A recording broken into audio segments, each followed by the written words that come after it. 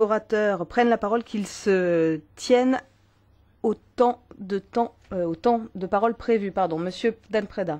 Président, je commence en disant mon regret que la voix de la Commission, qui est présente aujourd'hui avec nous, n'a pas osé prononcer le mot génocide, car, Madame la Commissaire, nous discutons aujourd'hui du génocide du peuple arménien et du centenaire de ce génocide.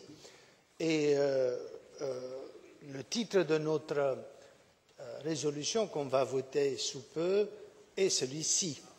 Ce texte demande à la Turquie, d'une manière très claire, de reconnaître le génocide, et cela, c'est tout aussi important, dans la perspective d'une réconciliation des peuples turcs et arméniens.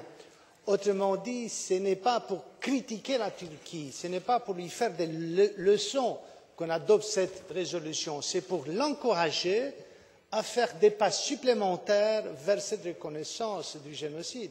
C'est d'ailleurs pour cela que nous avons noté l'ouverture, les excuses déjà prononcées par l'actuel président et par l'actuel Premier ministre. Permettez-moi de vous dire que je comprends la difficulté des Turcs dans la reconnaissance du génocide.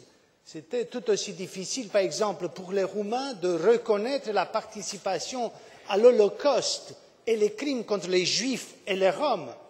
Mais sans cela, je crois que nous ne sommes pas pleinement hommes si nous ne reconnaissons pas ce que nos prédécesseurs ont fait. Car il ne s'agit pas d'une question d'histoire de la science qui s'appelle comme telle, c'est la thèse présentée par M. Erdogan. C'est une question de mémoire et pas d'histoire. Or, la mémoire, c'est la responsabilité des leaders politiques, des leaders d'opinion, des simples gens. Ce n'est pas uniquement dans les séminaires scientifiques. Voilà notre perspective. Merci bien. L'orateur suivant, pour 1 minute, Victor Bostinaru. Thank you very much, Mr. President.